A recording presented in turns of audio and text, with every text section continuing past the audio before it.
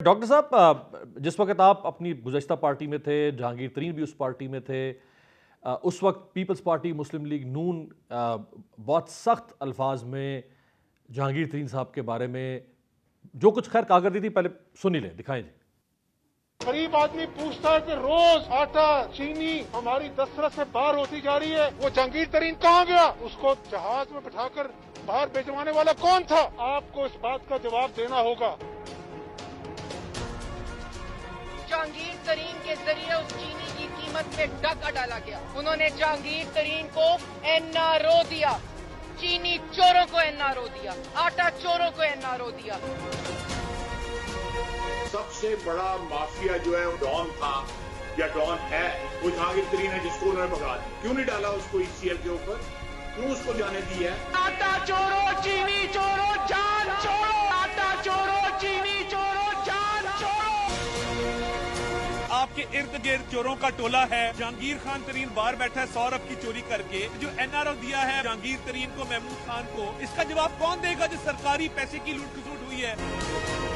اس حکومت نے آٹے اور چینی کے بحران میں 180 ارب کا ڈاکہ ڈالا ہے، اور ڈاکہ ڈالنے والی اے ٹی ایمز ہیں۔ یہ آٹا بھی اے ٹی ایمز کھا گئی ہیں، چینی بھی اے ٹی ایمز کھا گئی ہے۔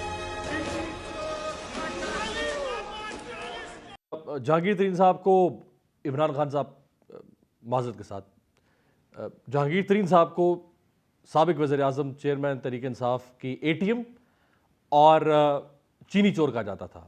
اب اگر یہ جماعتیں کل کو آپ کے ساتھ اتحاد کریں، آپ ان کے ساتھ اتحاد کریں، تو سوال تو اٹھائیں گے لوگ؟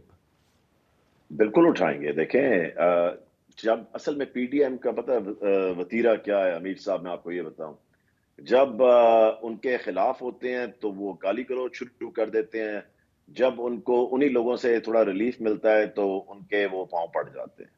سو اس لیے جو پچھلے سال آپ نے پورے سال سوا سال کے اندر دیکھا ہے کہ جب وہ پارٹی سے الگ ہو گئے تو تب اس کے بعد سے آپ نے ابھی تک ایسی کوئی بات نہیں سنی۔ سو اس لیے یہ بڑا انفارچونیٹ ہے کہ اپنے مطلب کے لیے، اپنے فائدے کے لیے کسی کو اس طرح گالی گلوچ اور ان چیزوں سے بلکہ ڈاکٹر صاحب، اب تو وہ کہہ رہے ہیں کہ نہیں، ہم ہو سکتا ہے کل کو ان کے ساتھ اتحاد کر لیں، اب تو وہ اس پر اتر آئے۔ اب آپ وہی میں کہہ رہا ہوں نا، یہ دیکھیں نا کہ یہ کتنا انفارچونیٹ ہے کہ اپنا فائدہ صرف دیکھنا اور ملک کا نہ دیکھنا اور باقی چیزوں کو نہیں دیکھنا، صرف اپنے فائدے کے لیے جس کی بھی عزت خراب کرنی ہے کر دیں، جب وہ آپ کو فائدہ ہو رہا ہے، اب جو ہے ان جی سب کچھ زبردست۔ تو اس طرح نہیں ہوتا۔ دیکھیں، میٹر آف فیکٹ بندے کو رہنا چاہیے اور فیکٹس پہ چلنا چاہیے۔ سو اس لیے جو انہوں نے کیا، انشاءاللہ تعالی وہ سارا آپ کے سامنے آئے گا۔ اچھا، یہ فرمائیے گا سامنے بھی آئے گا، یہ فرمائیے گا کہ ابھی تک جتنے نام سامنے آئے ان میں سے زیادہ بڑی اکثریت ان لوگوں کی ہے جو تحریک انصاف کے ساتھ رہے گزشتہ چند سالوں میں، جو باقی جماعتیں ہیں پنجاب کی، جس میں بہرحال نون لیگ سب سے بڑی جماعت ہے، پیپلز پارٹی پھر تیسرے نمبر کی جماعت ہے، ان جماعتوں سے لوگ ابھی توڑ کے آپ کے پاس نہیں آ سکے، یا آپ نے ان کو شامل نہیں کیا؟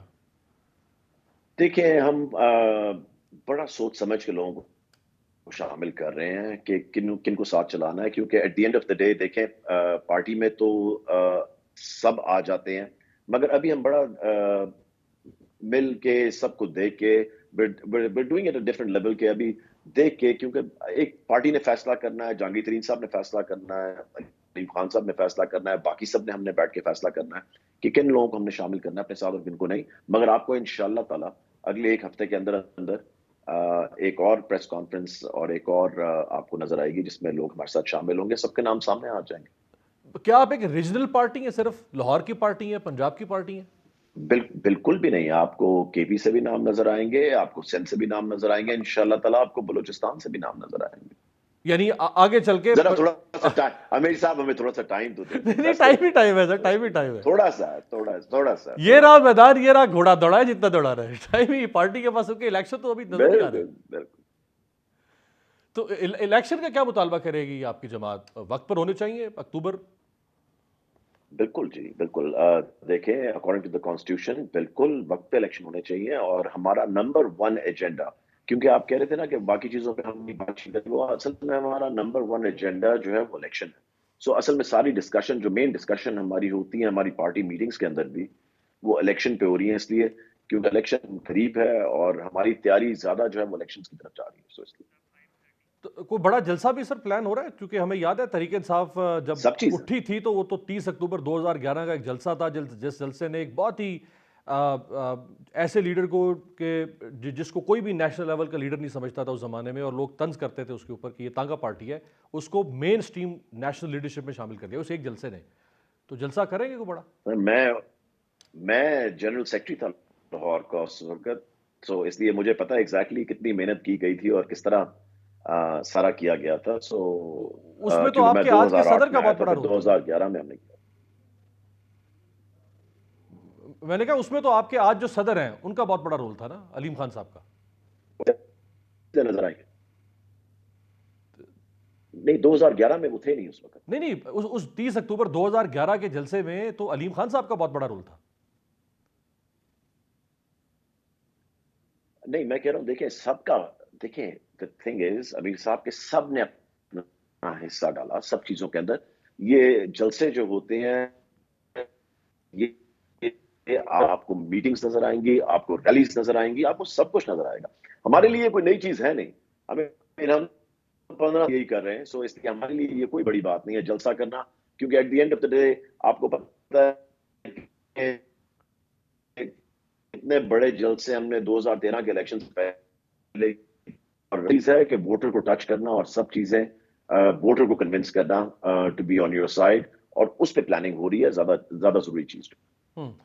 پنجاب میں اس وقت 3 بڑے سیاسی حریف ہوں گے آپ کے، نون لیگ، پیپلز پارٹی، اور اگر تحریک انصاف کسی حد تک وہاں اگر الیکشن میں آ گئی وہ، تو 3 بڑے حریف ہوں گے. یہ تینوں آپ کے یعنی سیاسی اس نشانے پر ہوں گے. اوبیسلی جلسے، کیمپین، پھر تو آپ نے خود 2 دفعہ آپ ایم پی رہے ہیں، تو پھر اس میں تو پھر آپ کھل کے بات کرتے ہیں نا اپنے مخالف کے خلاف. تو تینوں پھر آپ کا ٹارگٹ ہوں گے.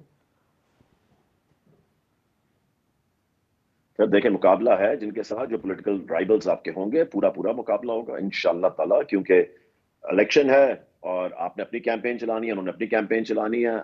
At the end of the day عوام نے فیصلہ کرنا ہے کس کے ساتھ چلنا ہے. اسد عمر صاحب کا کل ایک انٹرویو تھا اور انہوں نے کہا کہ ان کو پیشکش ہوئی تھی اس پارٹی میں شامل ہونے کی، لیکن انہوں نے صاف انکار کر دیا کہ یا وہ سیاست ہی چھوڑ دیں گے یا وہ اپنی اسی پارٹی میں رہیں گے جس میں وہ آئے تھے. تو کچھ چل رہا ہے ان کے ساتھ معاملہ؟ یہ ان کا اپنا فیصلہ ہے. میں سمجھتا ہوں کہ اسد صاحب ایک بڑے اچھے، میری ان کے ساتھ بڑا اچھا ریلیشن شپ ہمیشہ رہا ہے، اور اگر وہ آنا چاہتے ہیں ہی از موسٹ ویلکم. وہ نہیں آنا چاہتے یہ ان کی مرضی ہے، اور اگر وہ پالیٹکس نہیں کرنا چاہتے وہ بھی ان کی مرضی. سو دیکھیں ہم کسی کو ہر ایک کا.